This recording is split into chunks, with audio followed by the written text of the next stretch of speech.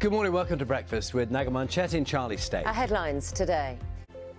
Good morning. It's Thursday, the 12th of January. Now, health leaders are urging government ministers to reach an agreement with trade unions as soon as possible in order to avert future NHS strikes. Accident and emergency departments in England and Wales are expected to come under renewed pressure over the coming days as they recover from yesterday's industrial action by ambulance workers. The Health Secretary is set to meet representatives from the British Medical Association and other union leaders later this morning. Here's our employment correspondent, Zoe Conway.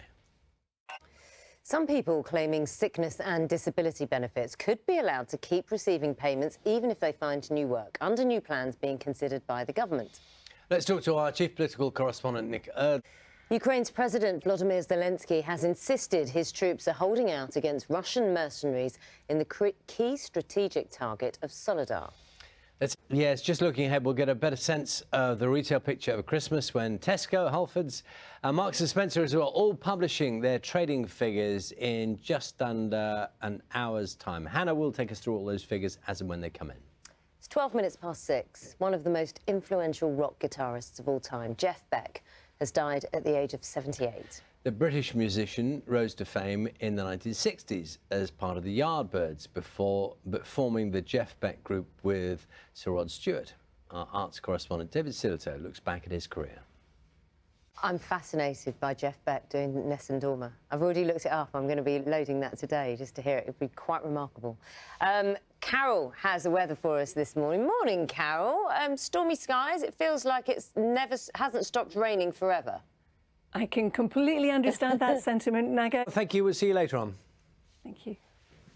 23 minutes past 6 is the time. Good morning. Now, long ambulance wait times, too few hospital beds, staff shortages, the huge pressures facing the NHS. They've been laid bare this winter, and later this morning we'll get the most recent waiting times for accident and emergency departments in England. For patients suffering from urgent health emergencies, the impact of delayed care can be devastating. Jane McCubbin has been speaking to one woman who got in touch with Breakfast to share her family's story. Of course, our thanks go to Anne Clark there, who spoke to Jane McCubbin about her husband, who died. Time has just come up to 6:30 Thursday morning. Let's have a look at some of the front pages of... Now it's 6:34. We're going to talk about gas and electricity supplies. We've talked about it many times. You know, the difficult...